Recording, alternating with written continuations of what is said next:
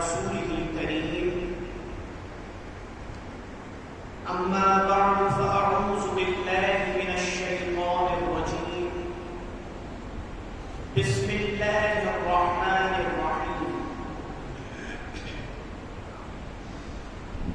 قل لا أسألكم عليه أجرا إلا المودة في القربى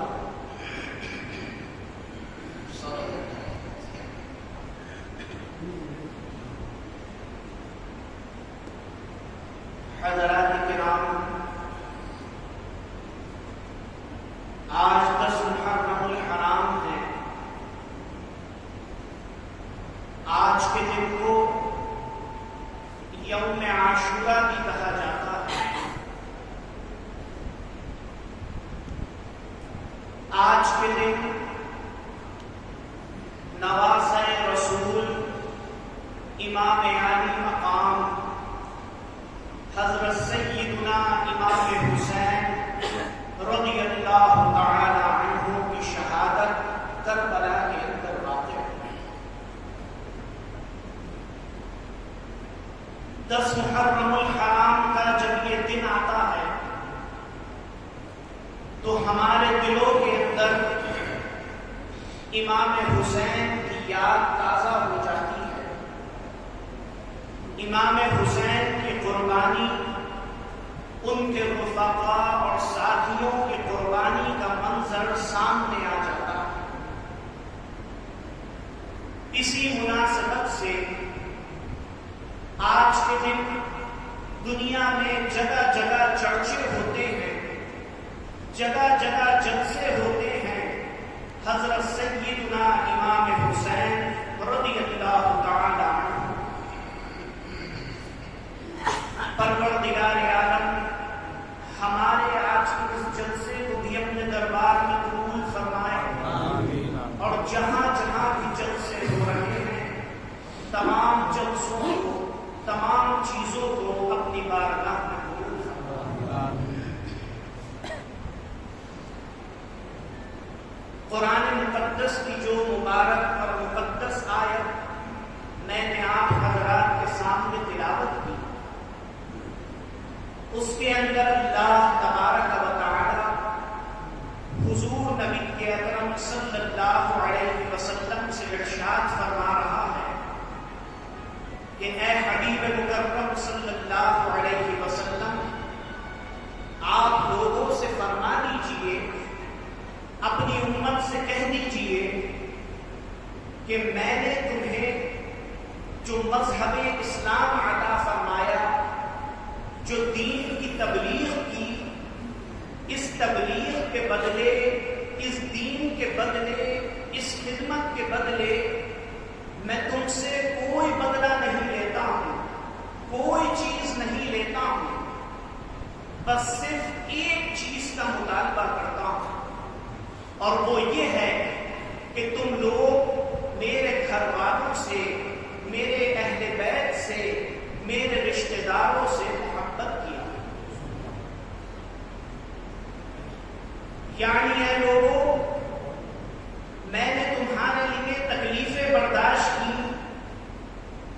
تمہارے لیے مشقتیں برداشت کی، خدا کے دائمی اور ابدی آگ کے عذاب سے تمہیں محفوظ کیا اور بچایا، تمہیں انسان ہونے کا حقیقی مطلب بتایا، اور تمہارے اندر انسانیت کو پیدا کیا۔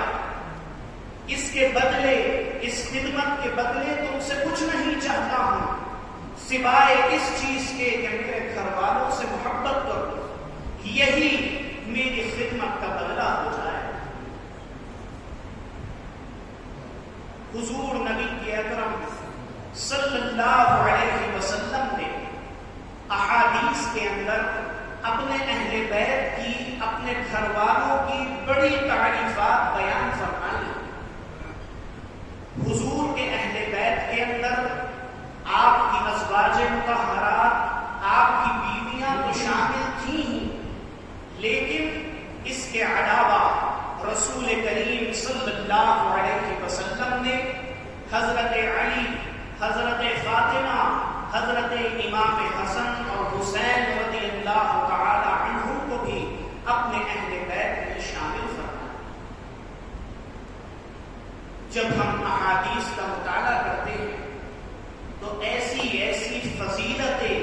امام حسن اور امام حسین کی ملتی ہیں کہ جس سے آپ کی محبت دل کے اندر اور زیادہ بڑھ جاتی ہے، آپ کی عقیدت اور آپ کی تعظیم دل کے اندر اور زیادہ بڑھ جاتی ہے۔ جب حضرت امام حسن رضی اللہ تعالی عنہ پیدا ہوئے تو حضرت علی کرم اللہ وجہہ نے ان کا نام حرب رکھا۔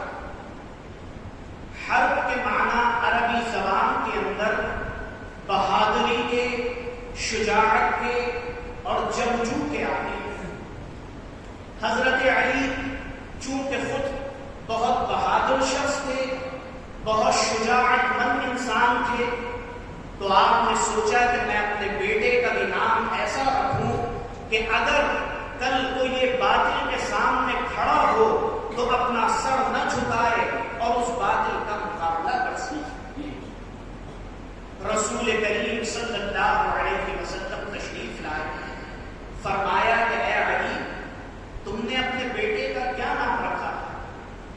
حضرت علی نے عرض کیا، یا رسول اللہ، میں نے اس بچے کا نام حرب رکھا۔ رسول اللہ صلی اللہ علیہ وسلم مسکرائے، فرمایا کہ تم نے اپنے مزاج کے مطابق اس کا نام رکھا ہے، لیکن ہم یہ چاہتے ہیں کہ اس کا نام حسن رکھا ہے۔ حضرت علی نے جب رسول اللہ کا یہ فرمان سنا تو عرض کیا، یا رسول اللہ، آج سے اس بچے کا نام حسن رکھا۔ 1 سال یا 2 سال کے بعد جب حضرت امام حسین رضی اللہ تعالی عنہ پیدا ہوئے تو حضرت علی نے سوچا کہ اب اس بیٹے کا نام میں حرب رکھ دیتا ہوں۔ رسول اللہ صلی اللہ علیہ وسلم پھر تشریف لائے، فرمایا کہ علی، اس بیٹے کا کیا نام رکھا ہے؟ عرض کیا، یا رسول اللہ، میں نے اس بیٹے کا نام حرب رکھ دیا۔ حضور نے فرمایا کہ ہم تو یہ چاہتے ہیں کہ اس کا نام حسین رکھا جائے۔ حضرت علی نے آپ کی بات مان لی اور اس بچے کا نام حسین رکھ دیا۔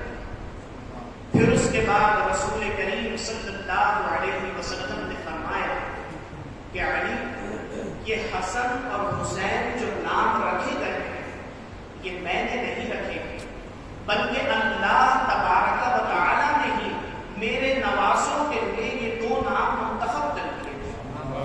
حضرت آدم علیہ السلام سے لے کر آج تک کسی کا نام حسن یا حسین نہیں رکھا گیا، اللہ نے یہ 2 نام میرے نواسوں کے لیے بچا کر رکھے تھے۔ کیا فضیلت کا عالم ہے حضرت امام حسن اور حسین رضی اللہ تعالی عنہ کہ اللہ تبارک و تعالی ان کے نام منتخب کر رہا ہے اور نام رکھ رہا ہے۔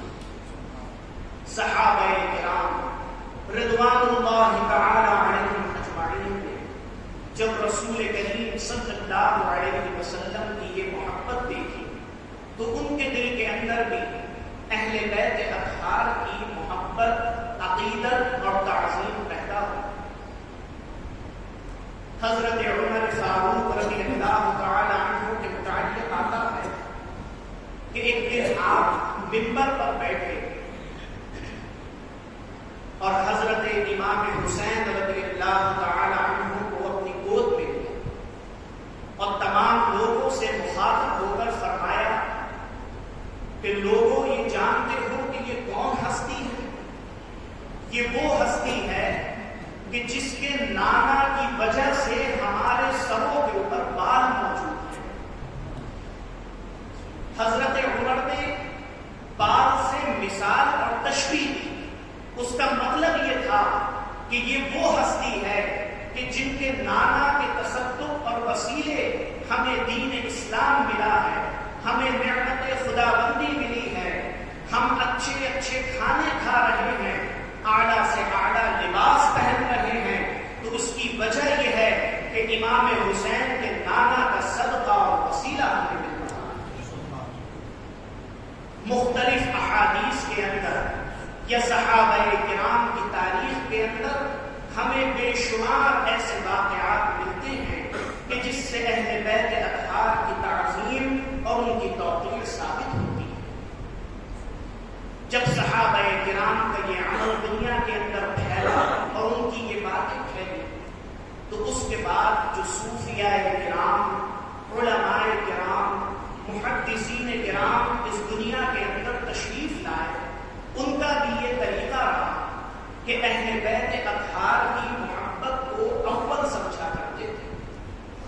کسی عالم، کسی صوفی کا تو یہ طریقہ تھا کہ وہ روز کھانا نہیں کھاتے تھے جب تک اپنے کھانے کے اوپر اہل بیت کی فاتحہ نہ لکھ دیا کرتے تھے۔ کسی کا یہ حال تھا کہ جب تک وہ روز اہل بیت کرام کے اوپر 1,00,000 مرتبہ درود شریف نہ پڑھ لیتے تھے، رات کو سوتے نہ تھے۔ حضرت امام ربانی مجدد الفسانی شیخ احمد فاروقی سرہندی رحمۃ اللہ علیہ، جو ہندوستان کے بہت عظیم بزرگ ہیں اور جن کا مزار مبارک سرہند شریف کے اندر پنجاب میں واقع ہے، آپ فرماتے ہیں کہ میرے والد حضرت شیخ عبد الاحد فاروقی رحمۃ اللہ علیہ نے مجھ سے ایک دن فرمایا کہ بیٹے، اپنے دل کے اندر ہمیشہ اہل بیت کی محبت اور تعظیم کو برقرار رکھو۔ اگر تمہارے دل کے اندر اہل بیت کی عقیدت اور ان کی تعظیم ہوگی تو جس وقت تمہاری روح نکلنے کا وقت ہوگا، تم دنیا سے جا رہے ہوگے، تو اس وقت جو تکلیف محسوس ہوتی ہے اس تکلیف سے تم محفوظ رہ سکو گے۔ مجدد صاحب فرماتے ہیں کہ یہ بات میرے دل کے اندر گھر کر گئی۔ کچھ سال کے بعد جب میرے والد حضرت شیخ عبد الاحد فاروقی رحمۃ اللہ علیہ کا آخری وقت آیا، وصال کا وقت آیا، تو میں نے اپنے والد سے پوچھا کہ آپ نے مرتبہ یہ فرمایا تھا کہ جس کے دل کے اندر اہل بیت کی محبت ہوگی اس کی روح بڑی آسانی سے نکل جائے گی۔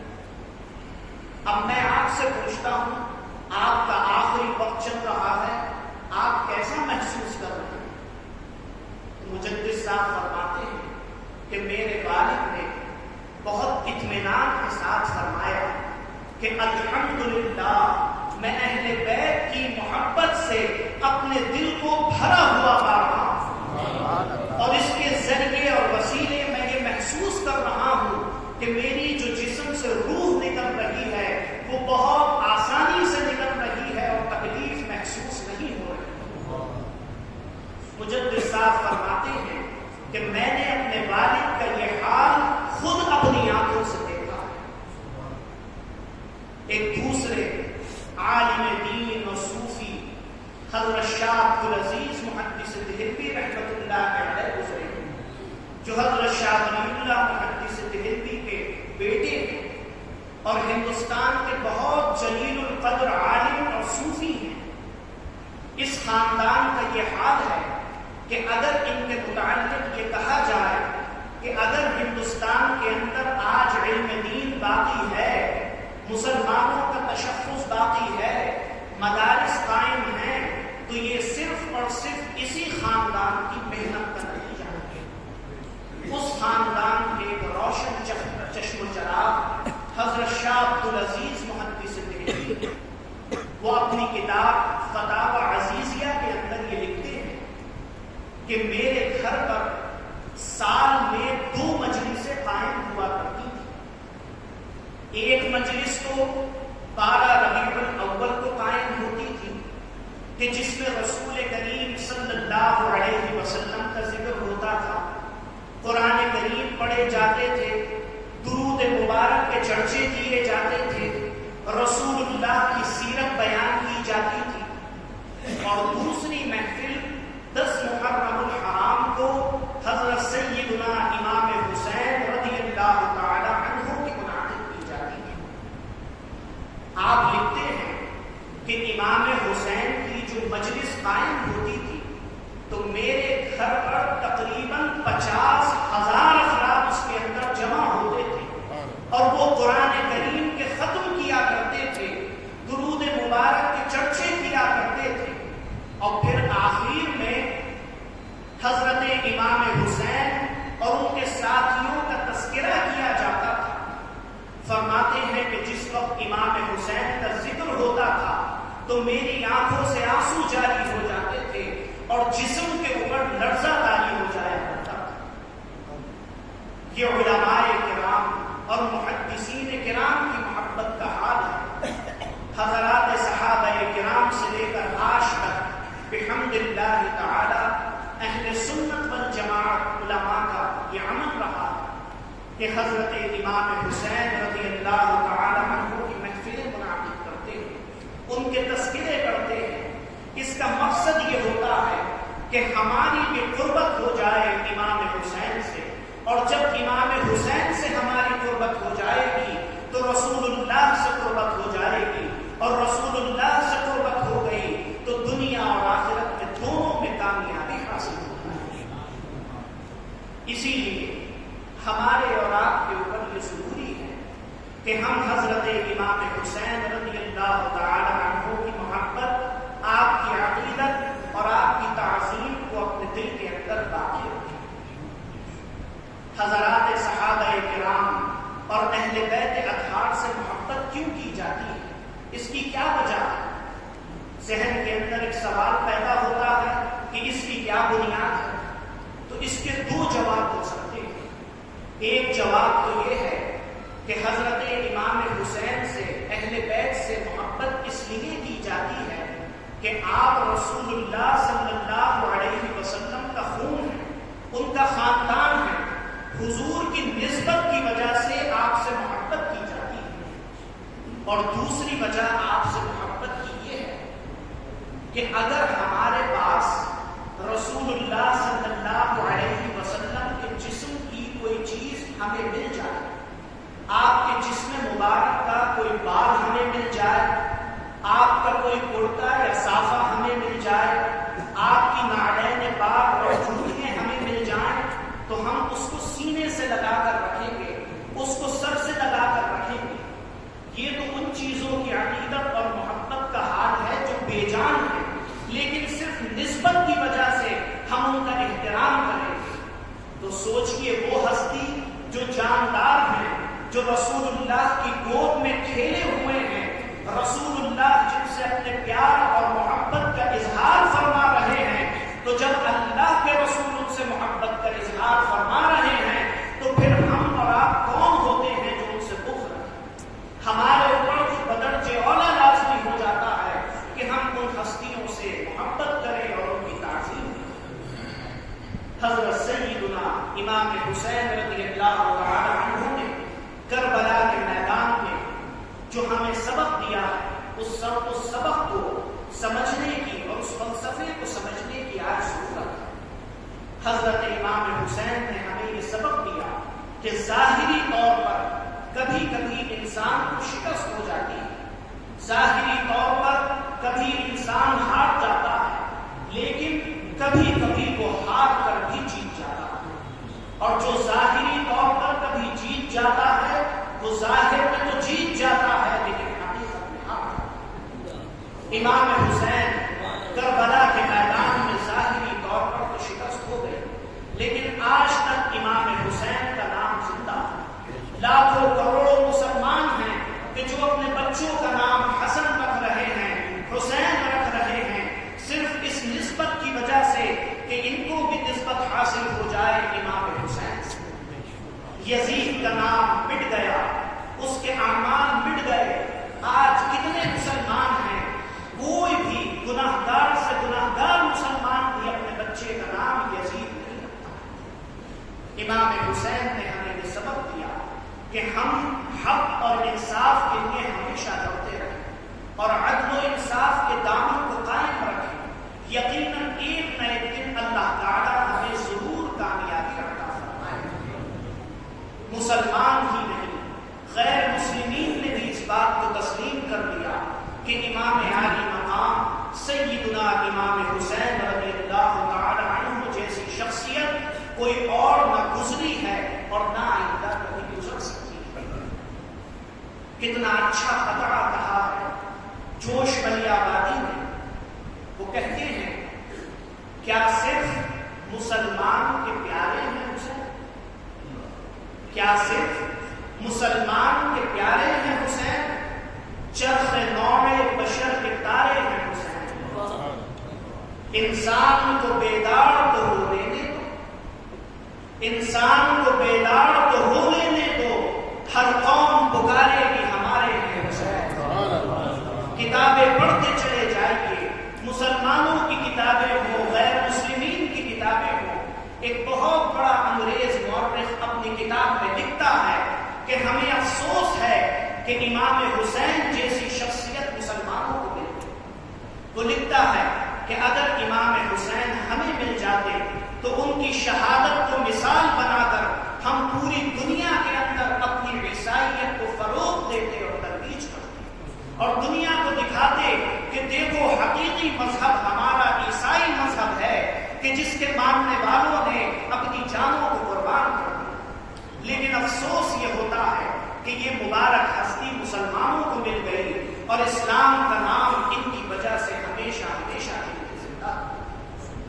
شاعر کہتا ہے کہ قتل حسین اصل میں مرگ یزید ہے، قتل حسین اصل میں مرگ یزید ہے، اسلام زندہ ہوتا ہے ہر کربلا۔